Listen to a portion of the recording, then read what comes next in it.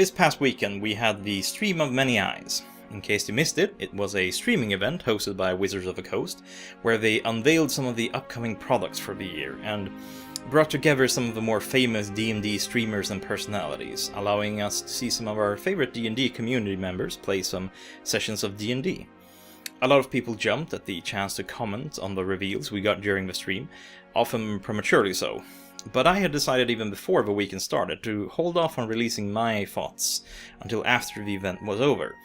And I'm glad I did so, as some of the thoughts I had during the start of the weekend were vastly outdated by Sunday night.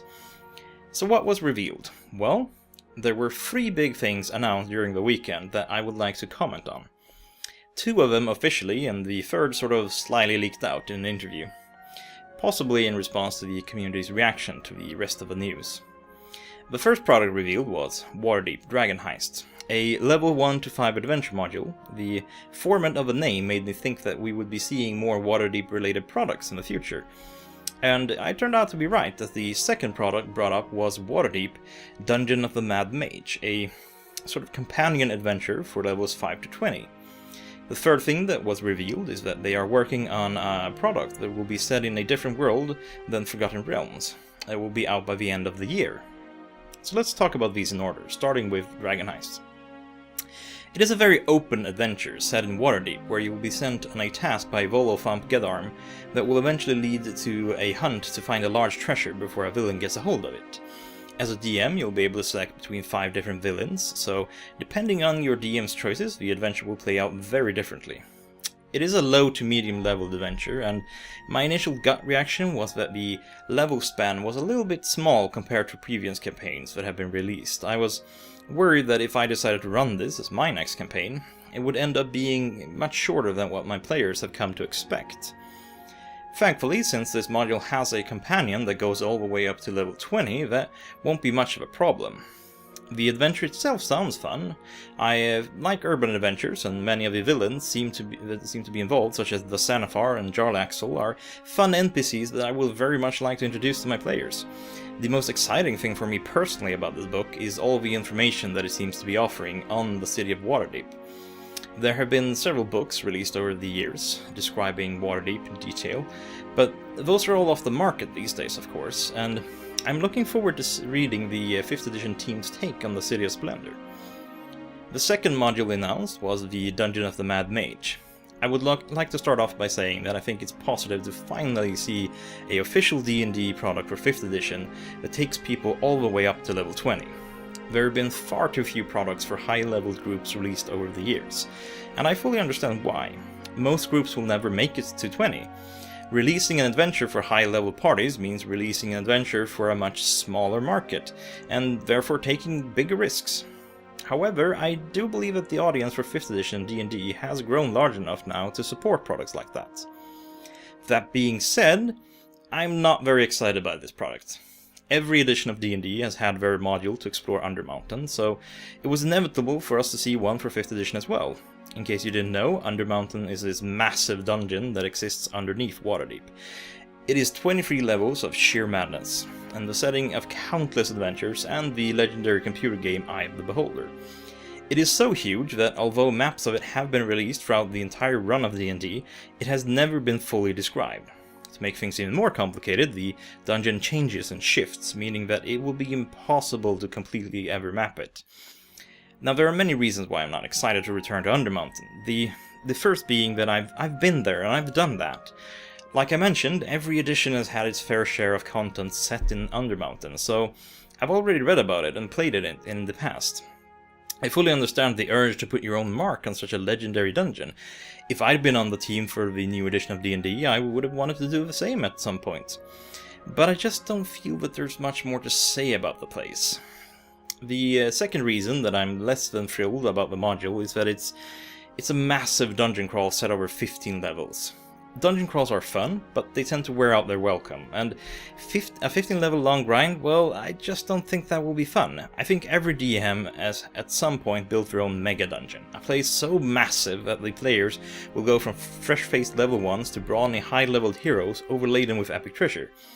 I've definitely got one of those, but I've never actually played through it, because I firmly believe that you can have too much of a good thing. Most groups will simply tire before they're even halfway through the place, and after a while it just turns into a grind. The only part of the module that I heard that I sounded remotely interesting was that we will be getting a description of Skullport. And I would like to see what that wretched hive of scum and villainy is like these days. The last thing that was sort of sneakily announced through an interview during the weekend was that the D&D team are working on a module that will not be set in Faerun, that will be dropping sometimes later in this year. Now, we know next to nothing about this product, but there are some hints that drop that it would work a little bit like the Curse of Strahd did for Ravenloft. So my read on that is that it's an adventure that introduces players to a different setting in detail and serves as a first step into that other world. We can speculate endlessly on what that could be, but my feeling is Planescape. Having an adventure where players travel from Faerun to Sigil will be far the easiest way to introduce another campaign setting, and it will fit very well into the 5th edition of D&D. But I guess we will find out eventually. So my final thoughts on everything we learned during this weekend and the current direction of D&D. Talking to my players, none of them are excited about the Waterdeep modules. They are far from as tired of Faerun as I am, but some of them are just not interested in playing a shorter campaign like Dragon Heist would be on its own, and none of them want to run through a massive dungeon crawl like Dungeon of the Mad Mage. I'm looking forward to picking up the books and reading them, but as it looks right now, I won't be playing those campaigns. I think a large reason behind 5th edition's success has been because of nostalgia, and the designers have relied on that nostalgia when designing their products. If you look over the library of products for 5th edition, a huge amount of them are reimaginings of older modules. Princess of the Apocalypse was inspired by the Temple of Elemental Evil, Storm King's Thunder was inspired by Against the Giants, Tomb of Annihilation was inspired by Tomb of Horrors, Curse of Strahd was a reimagining of Ravenloft. D&D has been playing it safe for the last few years, and I think it's starting to hurt them. People are starting to want something new, something different. And people are also getting tired of Faerun. I know I am. All but one of the adventures released have been set in Faerun, and even that one assumes that the players will start their journey in Faerun before ending up in Barovia. Wizards of the Coast needs to shake things up a bit, and from what we've heard, it seems like they just might have something in the works to do just that. I think moving forward, each year they should release one adventure that continues on in Forgotten Realms, and one adventure that is set in some other plane. I would love to see actual campaign setting books and source books come out for 5th edition, but that doesn't seem likely. Moving forward, I think we can expect to see one source book in the vein of Volo's, Mordenkainen's or Xanavar's dropping each year, and with a continued focus on adventure modules by the team. Regardless, I don't think D&D is going away anytime soon, and I'm looking forward to seeing what lies in the future of our hobby. I would like to throw back the question to my viewers. What are your thoughts on the products that have been announced so far, and what would you like to see in the future? As always, if you enjoyed my video, then leave a like down below, it really helps out a lot. And if you would like to see more of my content in the future, then you can subscribe. And don't forget to press the bell icon so you will receive notifications each time I upload new videos.